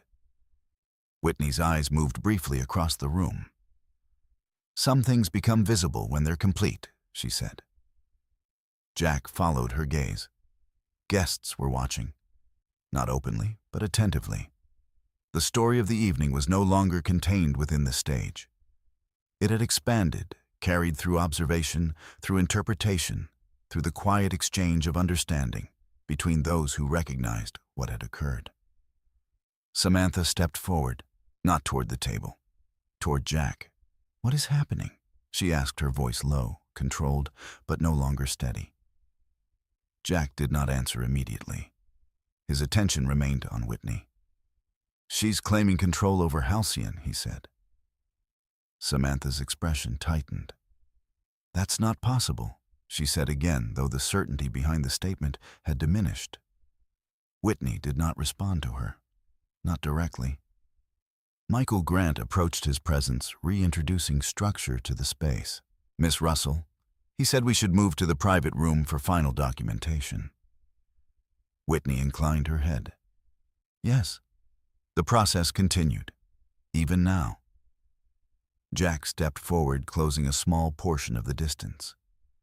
"You're just leaving?" he asked. Whitney looked at him. "The agreement is complete," she said. "That's not what I mean." Whitney did not ask for clarification. She understood. Jack continued. "You're going to walk out of here like none of this." He stopped again. The sentence resisted completion. Whitney waited. Jack exhaled. "Like it doesn't matter." Whitney considered him. "It does matter," she said. Jack's gaze sharpened. Then why? Whitney spoke before he could finish. "Because it's finished." The word settled. Finished. Not the evening. Not the consequences. The process. Jack looked at her. The structure he had relied on, control, narrative position, no longer provided a framework for response. Samantha stepped back again, not by choice, by recognition. Her presence no longer influenced the direction of the conversation. Her position within the room had shifted from central to peripheral, from defining to observing. Richard Lawson moved closer. "Mr. Brooks," he said, his tone measured, "Halcyon will follow up regarding next steps." Jack did not look at him. "What next steps?" he asked. Richard did not elaborate. "The appropriate ones," he said. The answer was sufficient. Not because it explained, because it deferred. Whitney turned slightly, aligning herself with Michael. "We're ready," she said. Michael nodded. They began to move, not hurried, not delayed, with the same precision that had defined every step leading to this moment. Jack watched them. Whitney did not look back. She walked past the edge of the stage, past the line where visibility had shifted past the space where she had stood unnoticed only minutes before. The room adjusted around her, not with overt recognition, but with awareness. Guests stepped aside. Conversations paused. Paths cleared without instruction. Samantha remained where she was, still, uncertain. Her gaze followed Whitney, but she did not speak again. Jack remained at the table. The contract, now closed, rested where it had been. Unchanged in form, transformed in meaning. Around him, the room resumed its movement. But not its certainty. Whitney reached the exit. The doors opened quietly, revealing the corridor beyond neutral controlled, separate from the spectacle of the ballroom. She stepped through. Michael followed. The doors closed behind them. Inside, the event continued. Outside, the structure shifted into its next phase. Whitney did not slow. Her pace remained steady, her posture unchanged. There was no visible reaction, no expression of conclusion, only continuation. The process had moved forward, exactly as it had been designed to. The corridor outside the ballroom absorbed sound. The applause, the conversations, the subtle recalibration of alliances, all of it diminished the moment the doors closed. What remained was a quieter space, defined not by spectacle, but by sequence. Lighting softened. Footsteps echoed with measured clarity. The structure of the evening, once public, returned to process. Whitney walked without hesitation. Michael Grant remained half a step behind her, not leading, not directing, but aligned.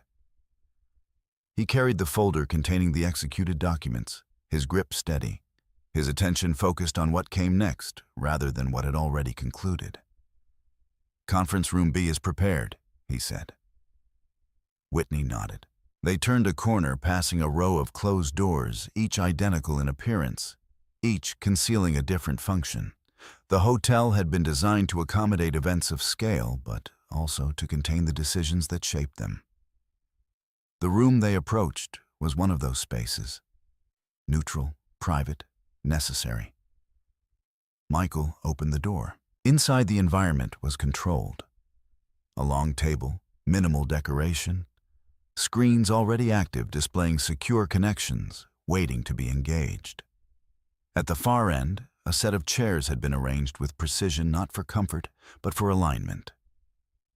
Whitney entered. She did not pause. The transition from public to private did not require adjustment. It was a continuation, not a shift. Michael closed the door behind them. "Board members are standing by," he said, gesturing toward the screens. Whitney moved to the head of the table. She placed her hands lightly on the surface, grounding, orienting, then took her seat. Michael activated the connection. The screens came to life. Faces appeared, controlled, composed individuals who operated within structures where visibility was optional and authority rarely required introduction. The Halcyon board did not speak immediately. They observed, confirming presence, assessing context. "Miss Russell," one of them said finally. Whitney inclined her head. "The agreement has been executed," she said. The statement was not celebratory. It was factual. "Understood," another voice replied. "Verification." Michael stepped forward, placing the folder on the table, opening it with the same precision he had displayed on the stage.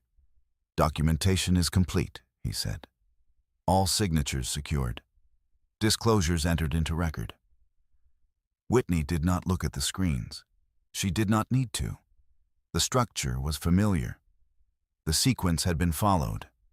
Proceed with post-execution review, she said. The board acknowledged. There were no congratulations, no commentary, only continuation. Michael began outlining the next phase. Assessment of executive conduct has been initiated, he said. Preliminary findings indicate material concerns regarding fiduciary alignment. Whitney listened, not reacting, processing. The board remained silent as he continued. Communication scheduling discrepancies and representation inconsistencies have been documented, he said. Recommendation is to suspend unilateral authority pending review. Whitney considered the statement. Suspension, not removal. Not yet. The distinction mattered. Timeline, she asked. Immediate provisional measures, Michael said. Full review within 72 hours. Whitney nodded. Implement, she said. The decision did not require elaboration. It aligned with the structure. On the screen, one of the board members leaned forward slightly. Public exposure, he asked. Michael responded. Contained, he said. Event attendees are aware of the shift in authority. External narrative has not yet been established. Whitney spoke. It will remain that way. The statement carried weight, not as a command, as a boundary. The board acknowledged, understood. Whitney's gaze moved briefly to the documents in front of her. The contract now executed represented not an end, but a point of transition. Control had been formalized, authority clarified, but consequence required process. Michael continued. Legal separation procedures can be initiated concurrently, he said. The phrasing was deliberate. Legal separation, not personal. Whitney did not hesitate. Prepare the filing, she said. Michael inclined his head. Understood. The board did not comment. They did not need to. The intersection of personal and institutional structure was not unusual at their level. What mattered was clarity, alignment, execution. Whitney sat back slightly. Her posture remained composed. There was no visible shift in expression, no indication that the decisions being made carried personal weight beyond their structural implications. On the screen, another member spoke. Continuity of operations, he asked. Whitney responded. Uninterrupted, she said. Leadership transition will be internal. Designated successor, Whitney paused, not out of uncertainty, out of precision. Interim structure will remain in place, she said. Final designation after review. The answer was sufficient, not definitive, but aligned. Michael closed the folder. The immediate phase is complete, he said. Whitney nodded. Then we proceed, she said. The board began to disconnect. One by one, the screens returned to neutral displays, the faces replaced by blank interfaces that concealed more than they revealed. The room returned to stillness. Process, once activated, continued without the need for constant observation. Michael remained. He gathered the documents, securing them once more. The filing will be submitted within the hour, he said. Whitney rose. The movement was smooth, unhurried. Thank you, she said. Michael acknowledged the statement. No more, no less. Whitney moved toward the door. The next phase did not require discussion. It required execution. Michael opened the door for her. The corridor outside remained quiet. Unchanged, Whitney stepped through. Behind her, the room returned to its neutral state, the decisions made within it already moving through systems that would carry them forward. As she walked, the distance from the ballroom increased. The sound did not return. The event, with its lights and voices and shifting attention, existed now as a separate layer, one that had already served its function. Ahead, the exit approached. Not dramatic, not marked. A transition point. Whitney did not slow. Her pace remained consistent, her posture unchanged. There was no visible indication of conclusion, no gesture to mark the significance of what had just occurred. only movement. Forward. The process had not ended. It had advanced, and everything that followed would unfold within the structure she had maintained quietly, precisely, and without the need for anything more than what had already been established. By the time Whitney reached the exit, the night had settled into a different kind of quiet. Outside the hotel, Manhattan continued as it always did, uninterrupted, indifferent. Traffic moved in controlled streams, light reflected off glass and steel layering the city in a constant, shifting glow. The scale of it made individual moments appear small, almost insignificant. Whitney stepped onto the sidewalk. The air was cooler than inside, carrying none of the contained intensity of the ballroom. It did not recognize the deal that had just been signed, nor the shift in authority that had taken place within it. The city did not adjust for events. It absorbed them. A black sedan waited near the curb. Michael had arranged it in advance. Whitney paused for a moment before approaching her gaze, moving briefly across the street, not searching, not expecting, simply observing.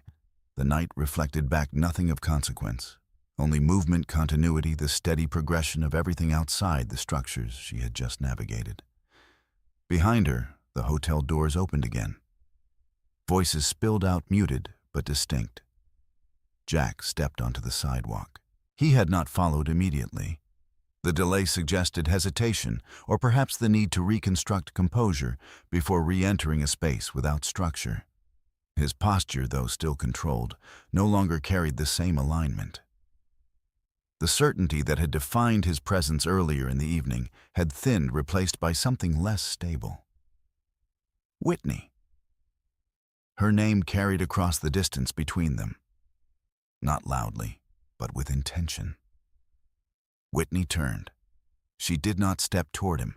She did not step away. She waited. Jack approached, closing the space that had remained between them throughout the evening. Up close, the changes were more visible. The precision of his expression had given way to something less defined, less certain of its own position. "You're leaving," he said. Whitney regarded him. "Yes." The answer did not invite continuation. Jack looked at her for a moment, as though expecting more. When none came, he spoke again. "This isn't over." Whitney's gaze remained steady. "No," she said. "It isn't." The agreement had been executed. The consequences had not. Jack exhaled his attention, shifting briefly to the car waiting at the curb, then back to her. "They're going to review everything he said. You know that." Whitney nodded. "I do. And you're just—" He stopped, recalibrating the sentence. "You're just letting it happen." Whitney considered him. "I initiated it," she said. The distinction settled between them. Jack's expression tightened. "You're dismantling my company." Whitney did not respond immediately. She allowed the statement to exist, to complete itself without interruption. Then she spoke. "No," she said. "I'm evaluating it." Jack shook his head. "That's not how this works." Whitney held his gaze. "It is." The repetition carried no emphasis, only consistency. Jack's posture shifted again, his hands moving slightly, then stilling as though unsure of what to do with the space around him. "You could have handled this differently," he said. Whitney did not disagree. "Yes," she said. Jack waited. Whitney continued. This was the accurate way. The phrasing was precise. Not defensive, not corrective. Final. Behind them, the hotel doors opened once more. Samantha stepped out. She paused just inside the threshold, her gaze moving between Whitney and Jack, assessing the distance, the alignment, the absence of control she had once assumed. She did not approach immediately. Instead, she remained where she was positioned, between the interior of the event and the exterior, where its consequences had begun to unfold. Jack glanced toward her briefly, then back to Whitney. She didn't know, he said. The statement was offered as explanation. Whitney did not respond to it, not directly. It wasn't her responsibility to know, she said. The distinction was clear. Samantha took a step forward. "What happens now?" she asked. Her voice was controlled, but the certainty behind it had diminished. The framework she had operated within no longer applied. Her position, once defined by proximity to Jack and the deal, had shifted without warning. Whitney looked at her. For the first time outside the structure of the event, the interaction was direct. "The process continues," Whitney said. Samantha frowned. "That's not an answer." Whitney considered her. "It is," she said. Samantha held her gaze for a moment longer, then looked away, not in dismissal, in recognition. Jack spoke again. "You're filing," he said. It was not a question. Whitney nodded. "Yes." Jack exhaled, the movement slower this time, and everything else. Whitney did not elaborate. "We'll proceed," she said. Jack looked at her, searching again for something that would allow him to reframe the situation into a version he could navigate. "There has to be a way to fix this," he said. Whitney's expression did not change. "This isn't a defect," she said. The distinction settled. Jack's gaze held, then dropped briefly, then returned. "You're serious," he said. Whitney did not answer. She did not need to. The structure spoke for itself. Samantha stepped back slightly, the distance between her and the conversation increasing. Her presence, once central, now existed at the edge of something she could no longer influence. The driver opened the rear door of the sedan. Whitney turned toward it. Jack spoke once more. "Whitney." She paused, not turning back, not yet. "You're just walking away?" he asked. Whitney looked at him. "I'm moving forward," she said. The distinction remained. Jack did not respond. He stood where he was, the space around him no longer aligned with the certainty he had carried into the evening. Whitney entered the car. The door closed with a quiet, controlled sound. Inside, the environment was contained separate from the street, from the hotel, from the moment that had just concluded. The driver waited. Whitney did not speak immediately. She looked out through the window, the city reflecting back in layers of light and movement, none of it altered by what had taken place. After a moment, she said, "Go." The car pulled away from the curb. Outside, Jack remained where he stood. Samantha beside him, but not aligned. The hotel behind them still active, still processing, still reshaping the narrative that had been disrupted. Inside the car, Whitney remained still. No visible reaction, no expression of conclusion, only continuation. The process had moved beyond the event, into consequence, into structure, into everything that followed. By morning, the city had already moved on. News cycles turned quickly, especially in Manhattan, where significance was measured not only by scale, but by duration. The previous night's event had not yet reached the surface of public reporting. No headlines carried its details. No commentary framed its outcome. It remained contained within a smaller network, those who had been present, those who understood what had occurred, and those whose systems had already begun to process the consequences. Whitney arrived at Halcyon's offices shortly after 8. The building did not announce itself. No signage marked its presence in a way that invited attention. It occupied its space with the same discretion that defined the firm's operations, visible but not exposed. Inside, the environment was controlled. Quiet, functional, Whitney moved through the lobby without pause. Security acknowledged her presence with minimal gesture. No introductions were required. No explanations offered. Her access existed within the system long before her physical arrival. The elevator doors closed behind her. As it ascended, the city receded, not in view, but in relevance. The work ahead would not be shaped by perception. It would be shaped by structure, by process, by decisions that would not require visibility to carry weight. When the doors opened, Michael Grant was already waiting. "The filing has been submitted," he said. Whitney stepped into the corridor. Timestamp 6:42 a.m. Whitney nodded. The sequence remained intact. They walked toward the main conference room where a smaller group had assembled. Not the full board, not the formal structure of the previous night, but those required for immediate execution. Inside screens displayed updated data. Brooks' adaptive systems. Status indicators had shifted. What had once read stable now carried annotations flags indicating review pending evaluation provisional limitations. Whitney took her seat. Michael placed the documentation in front of her. "Initial responses are beginning," he said. Whitney looked at the screen. A list of communications had been compiled. Messages from investors, inquiries from partners, internal alerts triggered by the change in authority. None of them expressed panic, not yet. But the tone had shifted. Uncertainty had entered the system. "Board position," Whitney asked. Michael responded. "Aligned," he said. "Temporary suspension of unilateral executive authority is in effect." Whitney nodded, and Jack Michael glanced at the secondary screen. "He's been notified," he said. Formal notice delivered at 7:15. Whitney did not react. The timing was precise, deliberate. "He's requested a meeting," Michael added. Whitney looked at him. "Denied," she said. Michael inclined his head. "Understood." The process continued. Whitney turned her attention to the documentation in front of her. Each page reflected a segment of the structure. She had maintained ownership, records, governance clauses, evaluation criteria. The language was clear.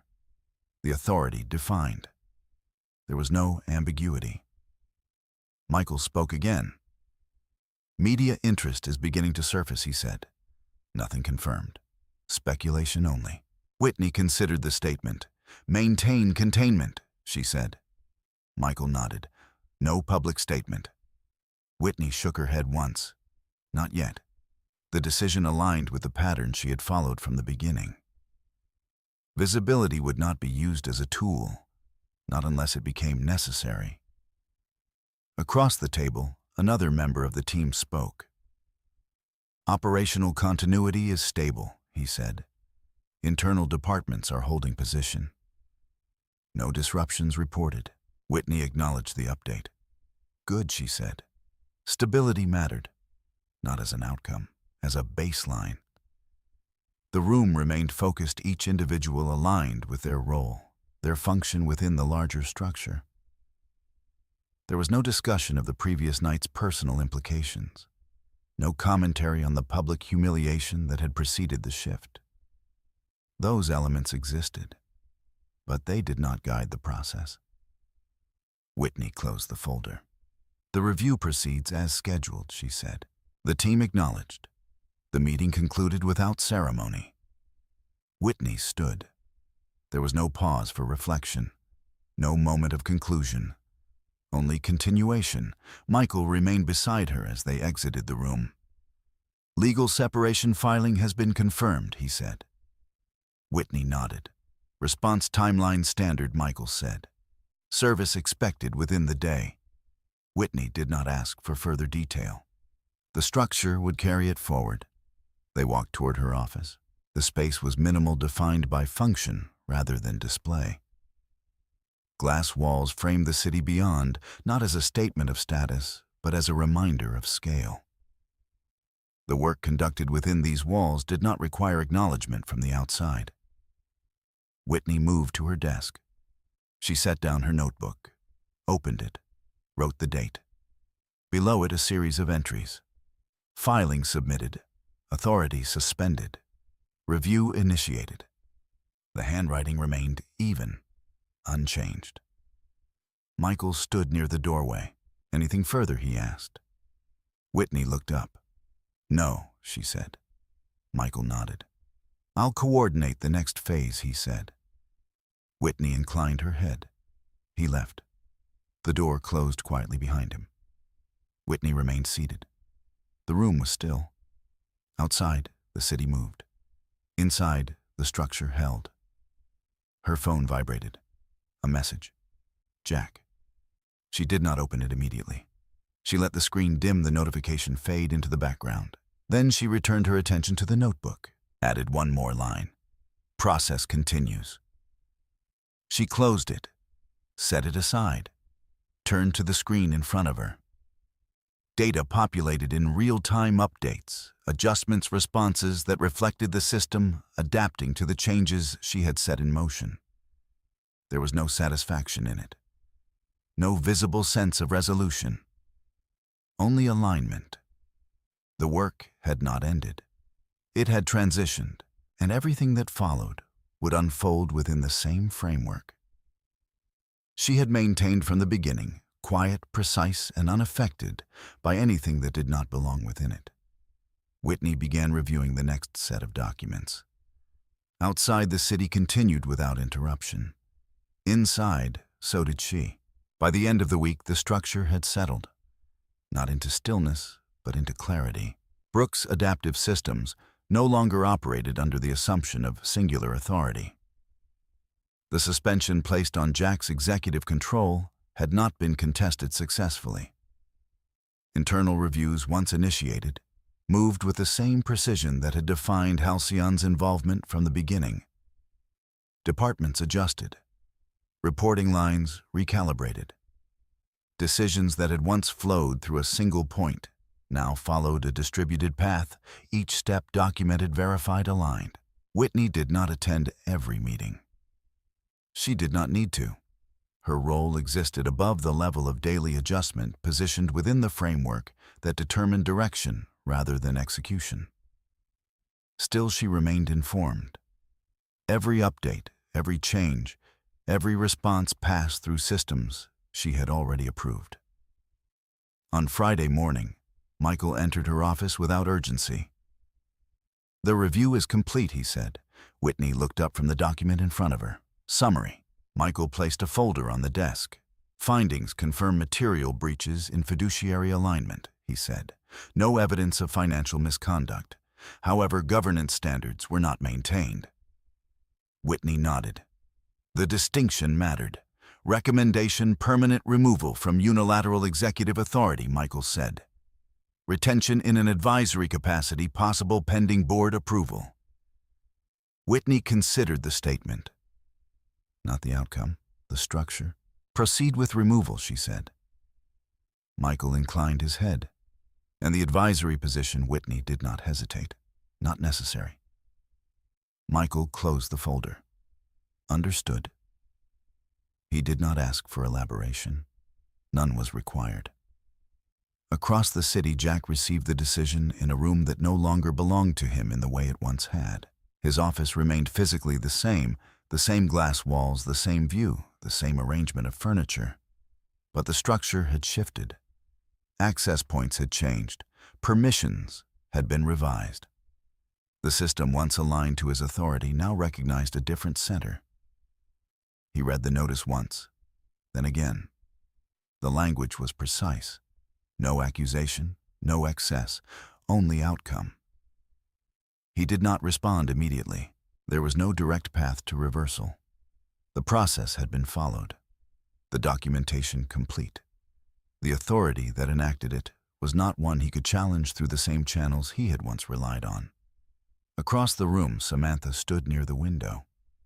She had not left in the days following the event, not entirely. Her presence remained, but without position. Meetings no longer required her. Communications no longer included her. The role she had assumed, informal, undefined, influential, had no place within the structure that had replaced it. "What does it say?" she asked. Jack did not look at her. "They're removing me," he said. Samantha's expression tightened. "That doesn't make sense," she said. "You built this." Jack did not respond. The statement, once sufficient, no longer aligned with reality. Samantha stepped closer. "We can fix this," she said. "There has to be a way." Jack shook his head. "No," he said. The word was quiet, final. He looked down at the document again, not searching for error, confirming absence. There isn't. Samantha fell silent. The room held, not in tension, in recognition. Across the city, Whitney continued her work. The transition within Brooks' adaptive systems had been absorbed into Halcyon's broader operations. New leadership structures were being implemented. Interim oversight ensured continuity. The deal itself, now fully under Whitney's authority, moved into its next phase without interruption. Whitney reviewed the updated projections, adjusted, approved. The process remained consistent. Later that afternoon, Michael entered again. "Final confirmation," he said. "All measures implemented. Transition complete." Whitney closed the file in front of her. "Thank you," she said. Michael inclined his head. Anything further? Whitney considered the question. Then shook her head. "No." Michael left. The door closed. Whitney remained seated for a moment longer, her attention resting on the surface of the desk, on the documents now aligned, completed, resolved. There was no visible shift in her expression, no indication of conclusion, only a pause. Then she stood, moved to the window. The city extended outward, unchanged. Traffic, movement, continuity. None of it reflected what had taken place. None of it needed to. Whitney did not linger. She returned to her desk, opened her notebook, wrote the date. Below it, a final set of entries. Review complete. Authority reassigned. Separation in effect. The handwriting remained steady, consistent with every entry that had come before. She closed the notebook, set it aside. The phone on her desk remained silent. No new messages. No pending responses. Jack had not contacted her again. Not after the notice. Not after the outcome. Whitney did not check. There was nothing left to confirm. As the afternoon moved toward evening, the light shifted across the office, reflecting off the glass, altering the tone of the room without changing its structure. Whitney continued working. Documents reviewed, decisions made. Each step aligned with the framework she had maintained from the beginning. There was no moment of reflection, no return to the event, no reconsideration of what had occurred. The process had completed its cycle. The consequences had followed. Nothing remained unresolved within the structure she had defined. As the day ended, Whitney gathered her things. Not hurried, not delayed. She left the office as she had entered, without announcement, without interruption. The elevator carried her down. The lobby remained quiet. Outside, the city moved, unchanged. Whitney stepped into it, not as someone leaving something behind, but as someone continuing forward. The distance between what had been and what remained did not require acknowledgement. It existed, and she moved through it without resistance. The evening settled, the structures held, and Whitney Russell, as she had from the beginning, remained exactly where she had always been, within the framework of her own authority, defined not by visibility, but by the quiet certainty of what had already been established. The story does not end where the moment breaks. It ends where clarity settles. Whitney never raised her voice. She never argued, never demanded to be seen, never tried to correct what others misunderstood about her. She allowed the structure to speak, the documents to hold truth, and the system to deliver its own form of justice. What unfolded was not revenge. It was alignment. A quiet, deliberate correction of imbalance that had existed long before anyone noticed. Some will say she should have spoken sooner. Others will say she should have fought harder, louder, more visibly. But not all strength is expressed in noise. Not all control is proven through confrontation. Sometimes the most complete form of power is the one that does not need to announce itself at all. If you've stayed with this story until the end, you understand that silence is not absence. It is often preparation. I'm curious where you're watching from and what time it is where you are right now. Stories like this travel far, but they land differently depending on who is listening. If this story stayed with you, you can quietly support it by sharing your thoughts or simply staying for the next one. There's always another truth waiting to be revealed.